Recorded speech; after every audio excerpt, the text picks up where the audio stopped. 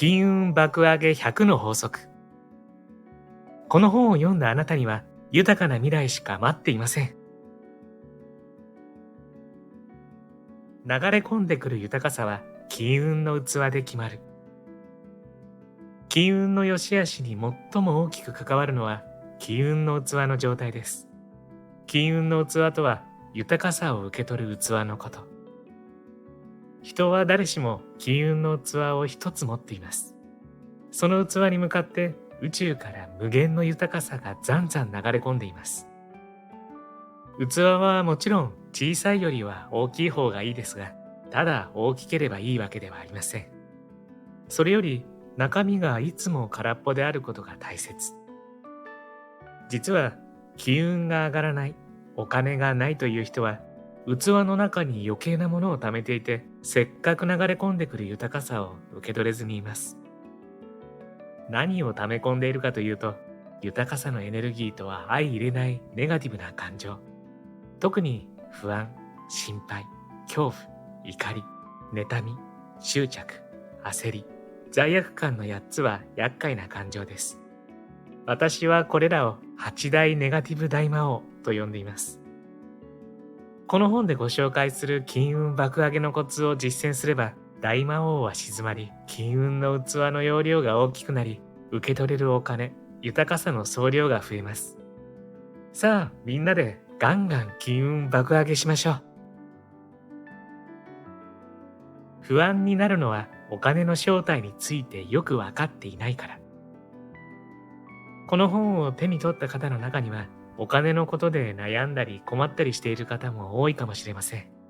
そんな方に質問です。そもそもお金って何？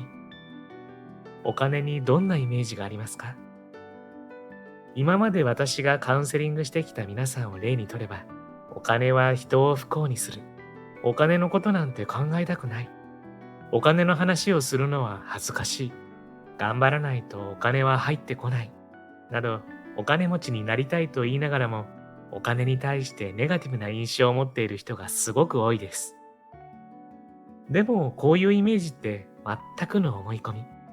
だって実際のところお金は金属や紙で作られた単なる物質ですから。それらには一定の価値があると私たちが信用しているから、お金はお金として成り立っているだけなんです。要はお金の特性自体にはいいも悪いもなくて、ネガティブな印象で見る人にとってはネガティブな物質。逆にポジティブな印象で見る人にとってはポジティブな物質となります。大昔の人たちはもともと物々交換で欲しいものを得ていました。それが時代とともに布、塩、砂金など誰もが欲しがるものを交換の仲立ちとして用いるようになって、その後国の中央政権がこの紙と金属にはこれくらいの価値があると決めるようになって、紙幣や貨幣が発行されるようになりました。というふうにお金の実態を整理してみれば、たかが紙と金属に対して自分は不安を感じていたのかと気づきませんか？さて、ここまでは物質的でリアルな世界から見たお金の話でした。ここからは非物質的でスピリチュアルな側面からお金をもう一度見つめてみましょう。スピリチュアルな目でお金を見ると、お金の正体は愛と感謝と信頼のエネルギーです。金運上昇とは、あなたの金運の器にポジティブなエネルギーが流れ込み、それに伴ってお財布や銀行口座にリアルなお金もザクザク巡り豊かになるということです。例えばあなたが目の前の一つ一つの物事に感謝しよう。感謝の表現としてお金を払おう。感謝をもっと循環させようと思えば、周囲のお金の循環が良くなって金運は上昇します。あなたが人に感謝されることをするのもいいですよね。それから自己肯定感のエネルギーもお金と深く関係します。あなたの自己肯定感が上がり、自分に自信がつくと、なぜかお金の循環が良くなって金運も上がるんです。逆に自己否定して、どうせ私なんて何をしてもダメなんだと言って行動や挑戦をためらっていると、お金の循環は滞り、金運は下がります。もし心当たりがあるなら、そういう思い込みはさっさと手放してしまいましょう。具体的な手放し方は本書で紹介しますが、まずはお金の正体を明確に捉え、お金の正体はポジティブなエネルギー、豊かさを受け取るには愛と感謝と信頼が大切とだけ覚えておいてくださいね。この本を手に取ってくださってありがとうございます。まずこの本に触れながら、心の中でこうつぶやいてみてください。私はこの本とともに最高最善の黄金の豊かさを受け取ることができました。ありがとうございました。そうして読み始めてみると、宇宙からますます豊かさが流れ込んでくるからです。この本に書いてあることをまずは一つでもいいから実践できると、その日からあなたとお金との関わり方はみるみる変わっていきます。そしていつの間にかあなたの金運は爆上がりして、理想通りの豊かさと幸せが循環していきます。もうお金で悩むのはおしまい。あなたが望む通りに金運爆上げしてまいりましょう。こんにちは。ハピケンことハッピー研究所の翔です。今回は金運爆上げ100の法則という本をご紹介します。今年も順調に時が過ぎていますが、皆さんどうでしょう？何か変化はありましたか？特に金運なんてどうでしょうか？臨時収入があった？給料が上がった？素敵な副業が見つかった？まだ変化がない？ですよね。大丈夫です。僕も変化なしですから。ただ、このままではこの先も同じ状況が続いてしまうかもしれません。この辺で金運のアクセルをぐいっと踏んでおきませんか？著者は山王美和さん。中国人の母と日本人の父の間に生まれ、さらに母方の先祖は革命家の王一帝、父方の祖父は神主ということで、常に神様や見えない不思議な存在がそばにいたという山王さん。一時は事業が立ち行かず、残金48円の危機に陥るも、神様からの啓示を受け取り、心のブロックも外れて運気がどんどん上昇し、事業も右肩上がりで伸び続けているんです。そんな彼女が、あなたの周りのお金がみるみる循環しだし、お金がザクザクと入ってくる金運爆上げの100の法則を教えてくれるのが本書なんです。本動画では本書のこの雰囲気をほんの少しだけご紹介したいと思いますので、ぜひ最後までご覧になってくださいね。そして今回も幸せのダイヤモンド探しがございます。このハッピーダイヤモンドを動画のどこかに5つ置いておきましたので、見つけてみてくださいね。見つけたら小さな幸せゲットですからね。それでは続きをどうぞ。ハッピー研究所では幸せになるためのいろいろなノウハウをご紹介しています。チャンネル登録して一緒にハッピーを作っていきましょう。預金残高はあなたの自信を数値化したもの。増えるも減るも自分次第。さて、先ほどお金の正体は紙と金属だと話しましたが、近年では紙と金属でさえなくなり、ただの数字になりつつあります。お金が出入りしても、通帳やスマホの決済アプリ上の残高が上下するだけの状態です。実は残高の上下動はあなたのエネルギーと比例します。この法則を実感するには、まず1週間だけ大きな金運の器を持っている自分の姿をイメージし、私は豊かと思いながらお金を使ってみてください。そして翌週は器のことは忘れ、こんなに使って大丈夫？と不安な気持ちでお金を使います。すると1週目はたくさん使っても残高が減りません。逆に臨時収入で数字が増えるかも。しかし2週目は一気にお金がなくなります。なぜなのか。ある前提のいいエネルギーの状態でいると、本当に欲しいものだけにお金を使い、無駄な出費はしなくなります。お金が循環するから臨時収入も入りやすくなります。逆に不安だとない前提で使うので、どんどんお金が減ります。あなたも使っても使ってもお金が増える自分に変わりましょう。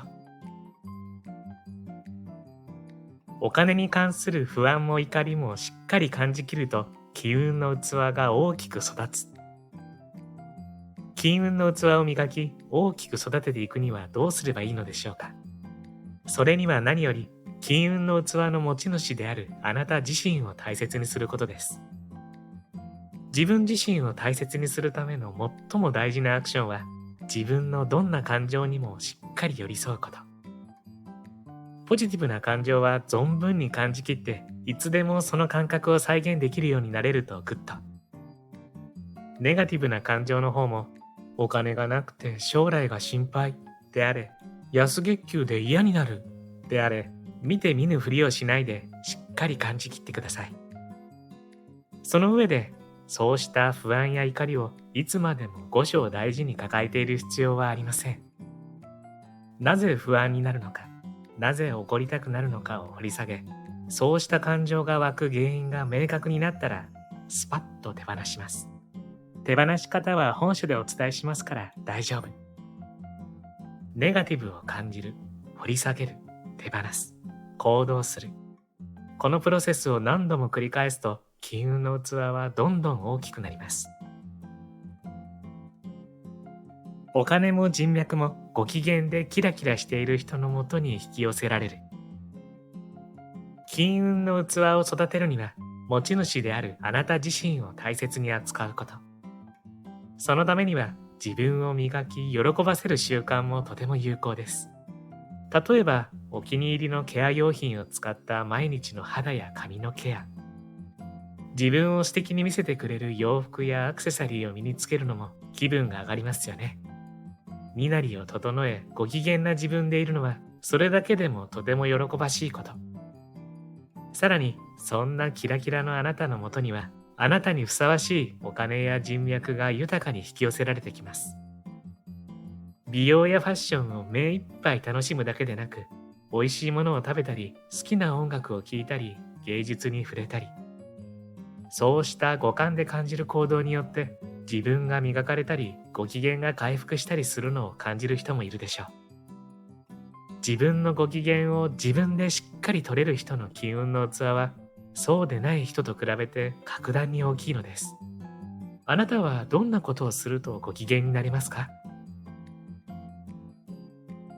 出して受け取るで循環させることがお金の鉄則。近年の開運系の本や SNS では、お金は出せば出すほど入ってくるといったフレーズがよく見られます。実際、お金を使うことこそが金運を上げるファーストステップと信じている人は少なくないようです。しかし言うまでもなく、あなたの手元にどんなにお金があっても、出すだけではいずれなくなります。金運の器に豊かさが流れ込み、お金がザクザク入ってくる状態になるには、受け取る力も併せ持ち、お金を循環させなければなりません。お金は出して受け取るが大前提。出す力と受け取る力の両方のバランスが釣り合っていないと、お金が循環しないので金運は上がりません。でも、出すのは得意だけれど、受け取るのは苦手だという人、受け取り偏差値が低い人がすごく多いのです。受け取る力を高めるのはとても簡単。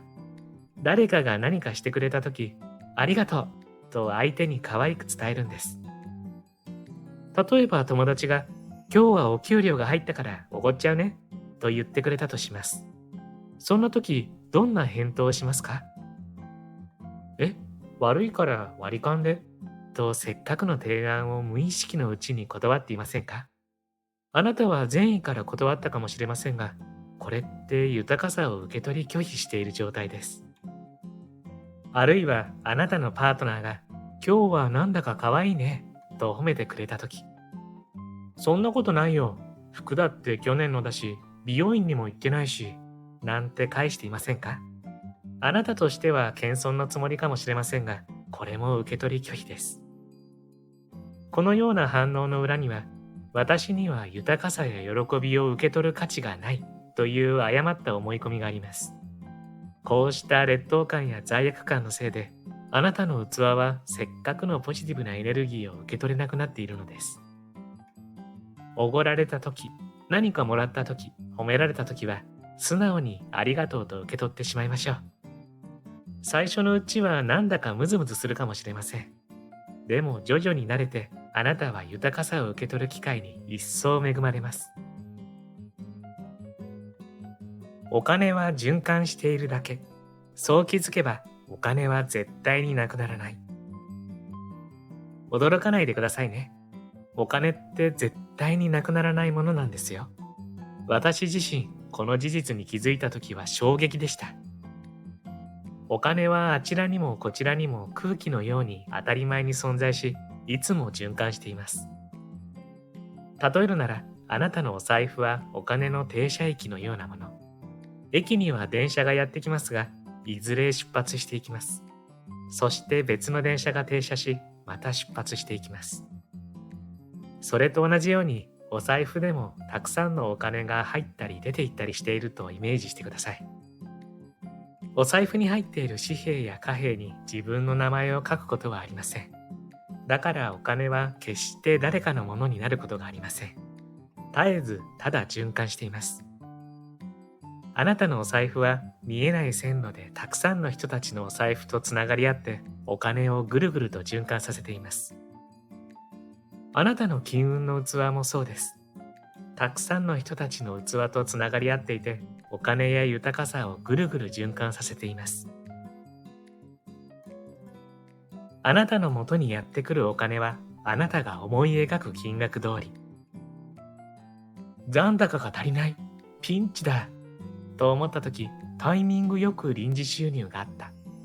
そんな経験はありませんか？不思議だと思うかもしれませんが、あなたの金運の器には、あなたが思う通りの豊かさがやってくるようにできています。私には月20万円がふさわしい。これで十分。今はこのお金の状態が自分の身の丈に合っている。のように思っていると、器にはその通りの額しかやってきません。あなたが思い描かなければ、月50万円や100万円が入ってくることはないです。その反対で、私にはもっと素敵な生活がふさわしい。自分にはもっと受け取る権利がある。とピュアに思っている人のもとにはお金がどんどん流れ込んできます。このような人の金運の器はお金の循環も活発なのです。この本を手にしたあなたは今よりもっと豊かさを受け取るのにふさわしい人。この本を手に取ってくださったことが何よりの証拠。あなたの器で無限の豊かさを受け取りましょう。あるにフォーカスするだけで豊かさは一気に流れ込んでくる。金運の器を大きくしたい、豊かになりたいとおっしゃる人たちに、私はいつも、まずはお財布に1000円しかないではなく、1000円もあると感じてみてください、とお話ししています。あるにフォーカスするということです。会社員なら毎月決まった額のお給料が振り込まれます。お給料が毎月入ってくると知っているから本当にお金が入る。要は、あるにフォーカスし、そのお給料があるのは当たり前だと感じきっているから、その通りの現実がもたらされているわけです。1000円もあると思いたいけれど、なくなってしまうのが怖いですという人もいますが、これはエセある。なくなるのが怖いのはないにフォーカスしているから。だから本当になくなるんです。あなたの手元にお金や豊かさがあるのを当たり前のこととして感じていれば、その状況は現実となります。この時、あると思いたい、あると信じるではないのと同じです。願いのパワーをもっともっと高めて理想の金運を現実化。私のところに相談に来られる方たちと接してきて分かったことがあります。願いが叶わない人は願うパワーが足りないのです。お金があったらな、お金持ちになれたらな、と漠然と思うだけでしっかり願っていないんです。それもそのはず。多くの人は願うことが苦手です。だって私たちは学校でも家庭でも常識的で一般的な生き方のレールに乗せられ、何かを自由に願ったり、願いを実現しようとしたりする体験をしてこなかったですよね。でも宇宙はいつでも私たちが願う通りの現実を叶えます。認めたくない人もいるでしょうが、今あなたの目の前に広がっているのは、宇宙が叶えてくれたあなたの願った通りの世界です。今この現実を変えたい。金運を爆上げしたい。